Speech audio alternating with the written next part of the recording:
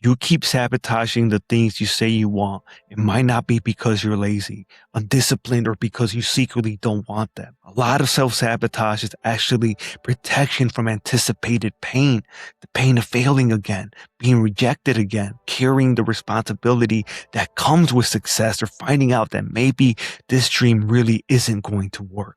And once you understand what your self-sabotage is trying to protect you from, you can stop fighting yourself and actually start breaking the pattern because, bro, you can consciously want something with everything in you and still have another part of you saying, yeah, but I remember what happened last time.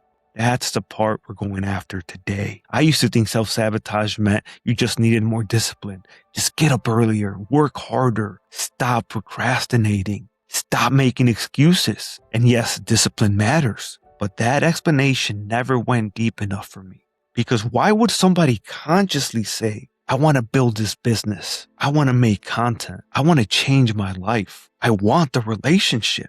I want to finally go after this dream, and then repeatedly do things that move them in the opposite direction? Why do you procrastinate on the thing you care about? Why do you stop when you start getting momentum? Why do you finally get an opportunity and suddenly start doubting yourself? Why do you spend 3 weeks researching instead of taking the first step? Why do you make progress and then somehow end up right back where you started? There's usually something underneath it. So I want you to stop asking, what's wrong with me? Start asking, what is this behavior trying to protect me from? That question changes everything, because now we're not fighting the symptom. We're looking for the reason the symptom exists. I was drawing this out. I would make it extremely simple.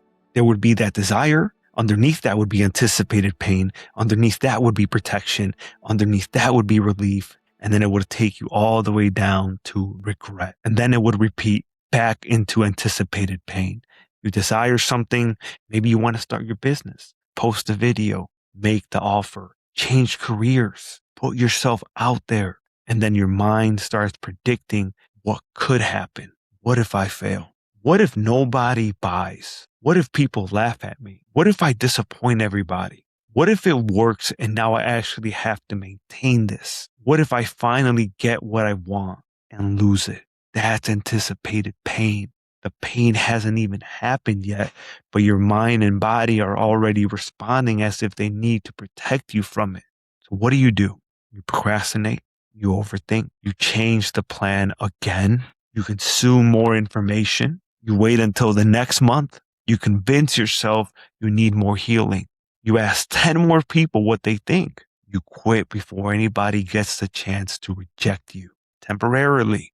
Feel better. Because if you never launch the thing, it can't fail. If you never post a video, nobody can judge it. If you never fully commit, you never have to discover whether you were capable. That's the relief. But then comes regret. Because deep down, you know you're still not moving. Now that regret becomes even more evidence for your mind to say, see, we never followed through. And the loop starts again. One of the biggest things underneath self-sabotage is fear of failure. But I want you to understand this at a deeper level. Sometimes you're not afraid that something will fail. You're afraid of how failure will make you feel about yourself. Those are two completely different things. Maybe you built something before and it fell apart. Maybe you launched something and nobody bought. Maybe you tried to change your life and ended up right back where you started. Maybe you gave everything to a relationship and it still ended. Maybe you told everybody what you were going to do and then it didn't work. Maybe you tried starting a business and that didn't work. All of those things hurt and the mind remembers pain. So now a new opportunity shows up and logically you're thinking, this could be different. But emotionally, another part of you is thinking, I don't ever want to feel what I felt last time. That is where self-sabotage can start. You're not avoiding the opportunity. You're avoiding the possibility of feeling that old pain again. I've experienced this in my own journey. I built things that didn't work. I had a personal training studio I thought was going to be my future. I thought that was my path. And when that all fell apart, I didn't just think that business didn't work. There was a point where I made it mean maybe I failed at my purpose. That interpretation is way more painful than the event itself, because now the failure becomes personal. Now every future attempt has more emotional weight behind it. This is another form of self-sabotage that doesn't get talked about enough. You've tried so many times that eventually your mind starts saying, what's the point? Tried the business. I tried posting. I tried losing the weight. I tried changing careers. I tried believing in myself. And look where I am. Be careful with that story, because what your mind is doing is taking past evidence and turning it into a prediction of the future. That's anticipated future pain. You're imagining another failure before the attempt has even happened. And then you protect yourself by lowering your effort. You don't fully commit. You don't give it everything. Maybe you tell yourself, I'm just trying this out. And there's nothing wrong with experimenting. But sometimes trying it out is secretly a way of keeping one foot outside the door, so that if it doesn't work, you can say, well, I wasn't really committed anyway. That's protection, because full commitment creates vulnerability. If you give something everything you have and it still doesn't work, that can hurt. Listen to me, bro. Your past attempts are information. They're not prophecy. Just because something didn't work before doesn't mean the next version of you with everything you've learned is going to create the exact same result. Don't make your past the authority on your future. Now, you can also sabotage because you're afraid to succeed. And this point is interesting because people hear fear of success and think, why would anybody be afraid of success? Because success comes with responsibility. Think about it. You say you want the business to grow. Okay, what happens when it grows? More people depend on you. More clients expect something from you. There's more money to manage, more decisions, more visibility, more pressure to keep showing up. Now people know your name. Now people have opinions. Now there's something to lose. You say you want 100,000 followers. Okay. Are you also willing to carry the responsibility that comes with 100,000 people paying attention to what you say? You want the promotion. Are you ready to lead? You want the clients. Are you ready to deliver? You want financial freedom. Are you ready to become responsible with more money? Sometimes you're not afraid of success itself. You're afraid of who success is going to require you to become. And part of you believes, I'm not ready for that responsibility. You may unconsciously keep yourself at a level where life still feels manageable. You procrastinate right before the breakthrough. You disappear when things start working. You stop doing the exact habits that created the momentum. And then consciously, you're confused. Why do I always do this? Because some part of you thinks that staying small is safer than becoming responsible for something bigger. So here's where I want you to actually do some inner work. Maybe even pause the video and write this down. Ask yourself, if I got what I say I want, what am I afraid might happen? And don't give me the surface answer. Go deeper. Maybe you say, I'm afraid my business will fail. Okay.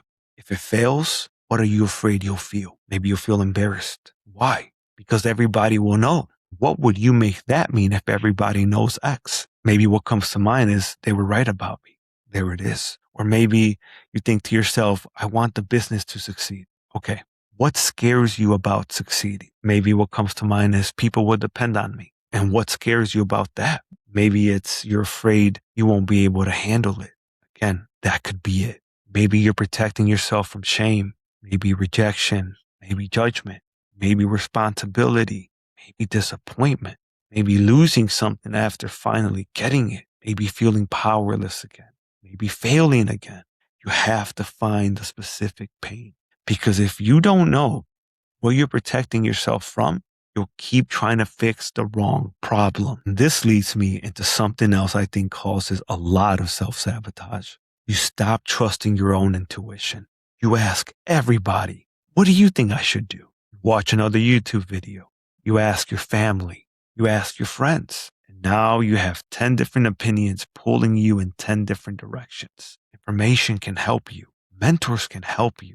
People who have been where you want to go can absolutely shorten the learning curve, but their opinion cannot become more authoritative than your own inner knowing, because eventually you have to make the decision. Eventually, you have to live with the consequences. Eventually, you have to walk your path. I've done this myself. There have been times where I knew what I wanted to do, but I still looked outside for myself for permission. Sometimes that creates even more self sabotage because now you're no longer asking, what do I believe is right for me? You're asking, what decision will make everybody else approve of me? Those are very different questions. Advice is information, it's not authority. Take the information, listen, learn, but then come back to yourself. What is your intuition telling you? What feels aligned? What decision can you actually own? Because self trust isn't built by always making the perfect decision. Self trust is built when you make a decision and know whatever happens, I trust myself to respond. Now, you have to stop waiting for the fear to disappear. This is where awareness has to become action because you can understand every reason you sabotage yourself and still sabotage yourself. You can know your childhood, know your triggers, know your attachment style, know your limiting beliefs, know your shadow, and still not move. At some point, bro, you have to act while the fear is still present. You have to post while part of you is thinking, what if nobody watches? You have to make the offer while part of you is thinking, what if they say no? You have to start while part of you is saying, what if this becomes another thing that doesn't work? You have to accept more responsibility before you feel completely ready for the responsibility. That's how you show yourself, I can feel this and still move. That's powerful. You don't have to destroy the fear before taking the step. You just stop letting the fear make the decision. So the next time you catch yourself procrastinating, overthinking, pulling away, or repeating the same pattern, I want you to ask yourself 4 questions. First one, what do I actually want? Be honest, not what your parents want, not what your friends think you should want. What do you want? Question number 2, what pain am I anticipating? Is it failure, judgment, responsibility, rejection, disappointment, feeling what I felt last time? Number 3, how am I protecting myself from that pain? Are you procrastinating? Are you over planning? Are you quitting? Are you distracting yourself? Are you playing small? Are you asking everybody else what you should do? And number 4, what would trusting myself look like in the next 24 hours? Not next year, not the entire 5-year plan. What is one move? Maybe you send a message. Maybe you film the video. Maybe you move to where you actually want to move to. Maybe you make the offer, apply for the opportunity. Maybe you simply just tell somebody no or tell them yes. Take one physical action because action gives you evidence and evidence starts challenging the old story. I want you to understand something before we finish. The part of you sabotaging yourself isn't necessarily trying to destroy your life. A lot of the time, it's trying to keep you from feeling something it learned was dangerous. Maybe failure once meant humiliation. Maybe being wrong meant getting yelled at. Maybe success meant more pressure. Maybe visibility meant judgment. Maybe trusting yourself led to disappointment. So now your mind says, never again, and it protects you. But a protection mechanism can't outlive the situation it was created for. What protected you once can become the exact thing keeping you trapped today. So you don't have to hate that part of yourself. You don't have to shame yourself into changing. You have to recognize it, understand what it's afraid of, and remind yourself, I'm not there anymore. I can fail and survive. I can be rejected and keep going. I can carry more responsibility. I can trust myself. I can make the wrong decision and adjust. I can experience pain without abandoning myself. That's how you start becoming free. And if you're realizing that fear of failure, fear of judgment, fear of responsibility, or the pain of what happened in your past has been quietly making decisions for you, that's exactly why I created Courage Unleashed. Because sometimes you don't need another strategy. You need to uncover the belief underneath the fear that keeps pulling you backward every time you try to move forward. Inside Courage Unleashed, I help you identify those limiting beliefs, understand the deeper patterns that have been controlling your decisions, and build the courage to take action even when uncertainty is still there. So instead of spending another year knowing what you want, but sabotaging yourself every time you get close, you can start trusting yourself, taking the risk, making the move, and actually building the life you've been thinking about. And right now, Courage Unleashed is more than 50% off. I'll leave the link below. Remember this, bro. The goal isn't to become somebody who never feels fear again. It's not to guarantee that you'll never fail. It's not to make sure you never experience pain again. The goal is to become somebody who no longer needs to sabotage their future just to protect themselves from the possibility of pain. Your past does not get to decide what happens next. Other people's opinions do not get the final vote. Fear does not get the final vote. You do. Find out what your self sabotage has been protecting you from. Thank it for trying to protect you. And make the decision that the version of you you're becoming would make. You're allowed to move forward now.